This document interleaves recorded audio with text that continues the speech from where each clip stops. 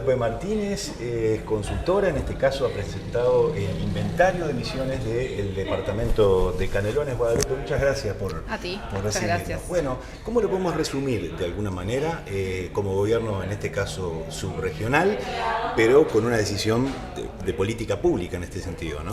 Sí, exacto. La idea de poder generar un inventario de gases de efecto invernadero a nivel subnacional va un poquito, tiene como diferentes puntas. Lo primero, por supuesto, es siempre generar una línea de base para saber en qué posición se encuentra en este caso el departamento y poder plantear o poder darle seguimiento a las diferentes líneas de acción. Entonces, en ese sentido, tener un mapa de cuáles son las emisiones al día de hoy nos puede generar insumos importantes para poder planificar.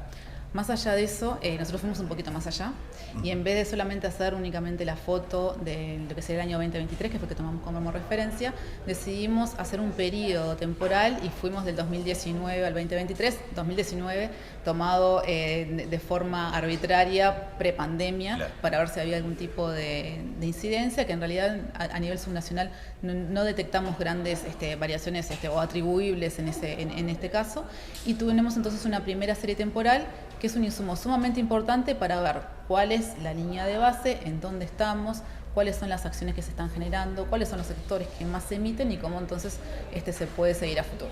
¿Cómo lo podemos resumir de algún modo? Por ejemplo, el transporte veíamos que estaba despegado arriba en lo que es responsabilidad de emisiones, ¿no? El transporte está totalmente despegado.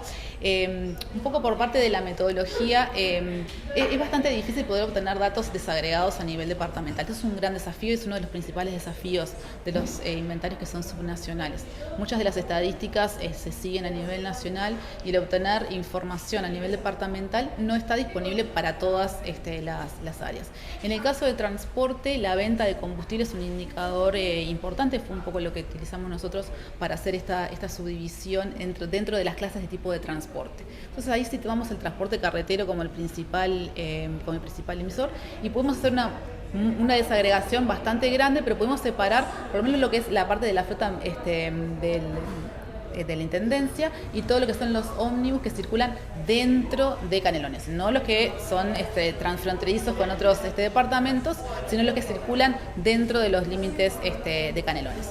El transporte fue, no por lejos, pero fue el más importante, sí, emisor dentro de lo que sería el departamento, seguido de lo que son las emisiones de la ganadería, que era algo que también esperábamos, porque es parte del perfil de Uruguay, seguido también de lo que es otras emisiones que están asociadas a la agricultura, por ejemplo, la aplicación de fertilizante, por ejemplo, lo que son las emisiones por la disposición de las excretas en pastura, todo eso va con una especie de categoría, ahí sería el puesto número 3, y en el puesto número 4 tenemos lo que es la disposición de residuos en sitios de disposición final, en este caso de Cañada Grande. O sea, todos los esfuerzos deberían dirigirse un poco hacia esos puntos para ir pudiendo disminuir entonces las emisiones. ¿Los corredores industriales están medidos también? Obviamente con acciones humanas y la parte industrial, esta metodología tiene este enfoque, no tiene un enfoque de huella de carbono o de ciclo productivo.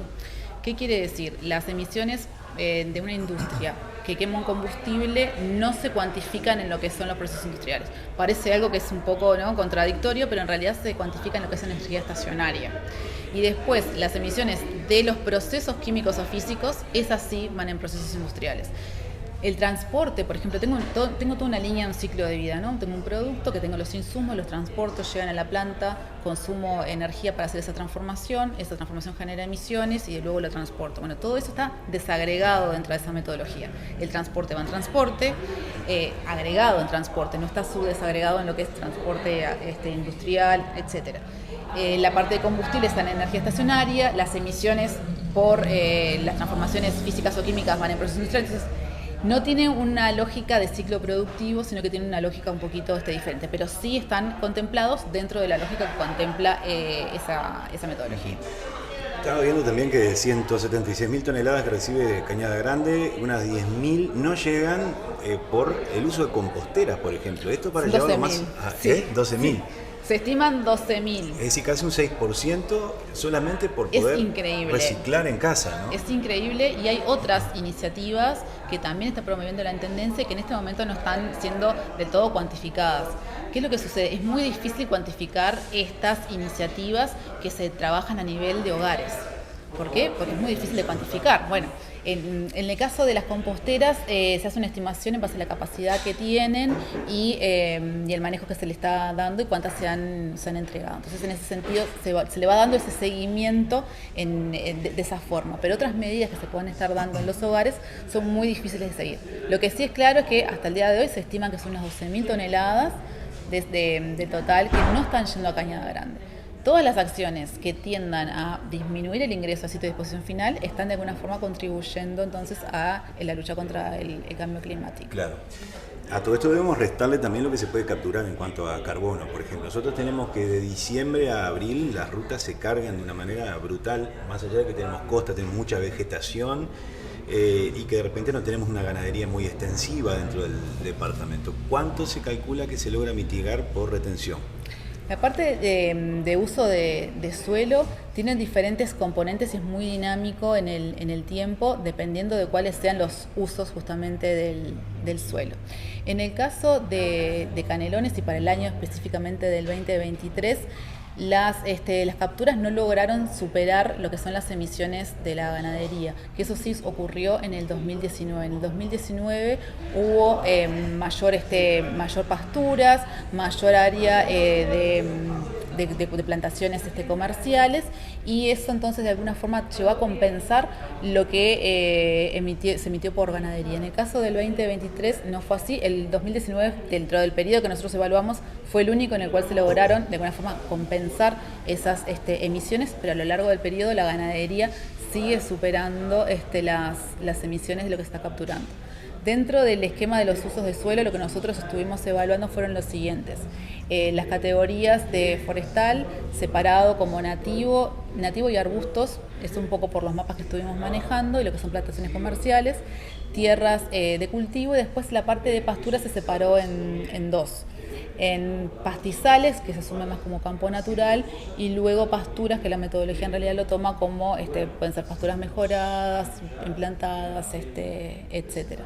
De eso los que tienen mayor captura siguen siendo todo lo que es material leñoso, o sea, todo lo que está relacionado a la suma de plantaciones comerciales, más lo que sería nativo, y siguiendo también por la parte de pastizales. Ahí hay una dinámica bien interesante entre lo que son las tierras de cultivo, los pastizales, las pasturas. A medida que aumenta la superficie de tierras de cultivo, las tierras de cultivo en general tienden al revés, ¿no? a emitir. Entonces, dependiendo de esas dinámicas, va a haber mayor o menor emisiones. En el último periodo, como te decía, no lograron superar todas las emisiones de la ganadería.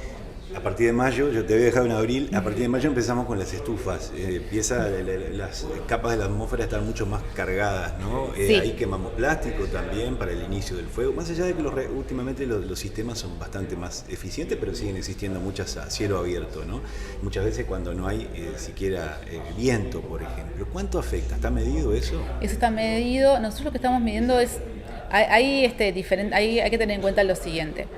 Nosotros estamos midiendo gases de efecto invernadero, que por supuesto que hay otros gases y otros quemas de compuestos que generan de hecho otros compuestos que tienen sí incidencia, o sea, son contaminantes climáticos de vida corta, que se llaman, que no están siendo considerados ahora porque de hecho se está trabajando a nivel internacional una metodología común para poder estimarlos. Lo que asocia a la leña y todo lo que son las emisiones generan contaminantes que se llaman más bien atmosféricos, que por supuesto que traen todo lo que está relacionado con la polución. La polución tiene un efecto sobre el cambio climático, sí, porque es un efecto de apantallamiento y también termina contribuyendo. Ese efecto particular no está medido. Lo que sí está medido es el efecto de los gases de efecto invernadero, lo que se llaman los directos, que son CO2, óxido nitroso y metano, por la quema de madera. Ahora, aquí hay algo bien interesante.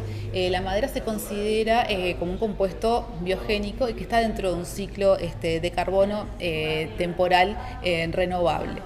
En ese sentido, las emisiones de CO2 se consideran como biogénicas, porque el origen es biogénico, no es fósil, como tener una quema de nafta, una quema de gasoil, y por lo tanto no se contabilizan. Entonces van como por separado. La realidad es que si nosotros sumamos esas emisiones de CO2 de la quema de la leña, el número se eleva claro. y se eleva mucho. Como es una fuente renovable, en general se avala, digamos, su uso en contraposición al uso de fósil, lo cual no quita, como tú decías, que también esas fuentes tienen, no tenemos que olvidar de las otras huellas. Nosotros estamos trabajando a los efectos del calentamiento global, sí suma también. Termina sumando, es de origen biogénico. Ese es un poco el punto clave. Más allá de eso, generan otros compuestos que también terminan contribuyendo al cambio climático. Una última, el aumento del confort a más aires acondicionados, que se descartan en algún momento, todavía no. Cada vez más baterías de litio, si bien no emiten gases, pero se van acumulando otro tipo de huellas, exactamente, ¿no? ¿Cómo se puede anticiparse a la jugada de alguna manera? Sí, bueno, para anticipar, la medición de ese tipo de sustancias presenta un desafío adicional.